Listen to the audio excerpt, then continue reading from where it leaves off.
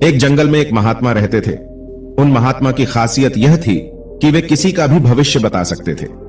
बड़े बड़े राजा उन्हें मानते थे और उनके बताए हुए मार्ग पर चलते थे। उस जंगल के बीचों बीच से एक नदी गुजरती थी और उन महात्मा की कुटिया उसी नदी के किनारे पर थी। नदी के दोनों तरफ दो अलग अलग शक्तिशाली राजाओं के साम्राज्य थे। वे दोनों ही राजा उस महात्मा को बहुत मानते थे। वे दोनों जब भी कोई बड़ा कार्य करते थे तो उन महात्मा से सलाह लेने के लिए अवश्य आते थे। एक दिन इन दोनों राजाओं में किसी बात पर बहस हो गई। बात इतनी बढ़ गई कि नौबत युद्ध पर आ गई। युद्ध की तारीख और समय तय कर दिया गया। पर जैसा कि दोनों राजाओं का एक नियम था कि जब भी कोई बड़ा कार्य करते तो वे दोनों उस महात्मा की सलाह जरूर लेते थे। इसीलिए पहला राजा उन महात्मा के पास आता है और उनसे पूछता है कि महात्मा जी, मैंने पड़ोस के राजा के साथ युद्ध करने का फैसला किया है, इसीलिए यह जानना चाहता हूं कि युद्ध का परिणाम किसके पक्ष में होगा।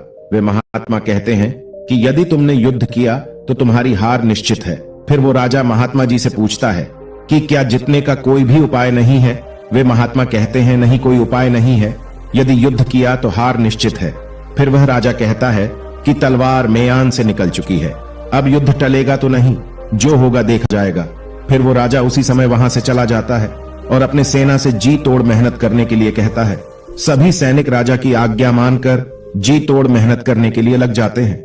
दूसरे दिन दूसरा राजा उन महात्मा के पास आता है और उनसे पूछता है कि महात्मा जी, मैं पड़ोस के राजा के साथ युद्ध करने के लिए जा रहा हूं, इसीलिए मैं इस युद्ध का परिणाम जानना चाहता हूं कि युद्ध किसके पक्ष में रहेगा। वे महात्मा कहते हैं कि निसंदेह जीत तुम्हारी है और उस राजा के पास तुम्हें हराने का कोई उपाय नहीं है। उन महात्मा की बात सुनकर वो राजा बहुत ही ज्यादा प्रसन्न हो जाता है और सीधा जाकर अपनी सेना को यह खुशखबरी सुनाता है कि युद्ध में उनकी जीत पक्की है।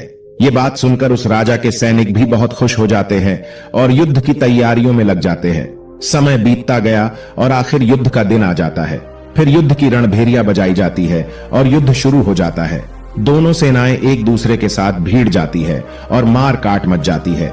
देखते ही देखते जिस पहले राजा की हार निश्चित थी, वे दूसरे राजा की सेना को ढेर कर देती है और पहला राजा वो युद्ध जीत जाता है जिसे उन महात्मा ने कहा था कि वो युद्ध हार जाएंगे। युद्ध जीतने के बाद वो पहला राजा उन महात्मा के पास आता है और उनसे पूछता है कि महात्मा जी, आपने तो कहा था कि मैं वो युद्ध हार जाऊंगा, लेकिन मैं तो युद्ध जीत गया हूं। आपकी भविष्यवाणी गलत कैसे निकली। फिर वे महात्मा उस राजा से कहते हैं कि मैंने तो वो कहा था जो तुम्हारे भाग्य में लिखा, लेकिन तुमने अपने कर्म से अपने भाग्य को बदल दिया। तुम्हारी जीत का कारण यह है कि तुमने अपने भाग्य से ज्यादा अपने कर्म को आवश्यक समझा और उस दूसरे राजा ने अपना सब कुछ भाग्य पर छोड़ दिया। उसने अपने कर्म से ज्यादा अपने भाग्य को आवश्यक समझा और पूरे समय में खुशियों से भरा रहा, जिसके कारण आज तुम विजयी हो और वो तुम्हारा बंधक है। दोस्तों, यह बात सच है कि सब कुछ हमारे हाथ में नहीं होता है, लेकिन यह भी सच है कि बहुत कुछ हमारे हाथ में होता है, लेकिन हम उसे भी भाग्य के भरोसे छोड़कर जीवन भर रोना चुनते हैं। दोस्तों, लोग जानते हैं कि स्वस्थ कैसे रहा जा सकता है, लेकिन समय ना होने का बहाना बनाकर वे अपने अंदर बीमारियां पालते रहते हैं और जब कोई गंभीर बीमारी हो जाती है तो वे लोग अपने भाग्य को दोष देना शुरू कर देते हैं।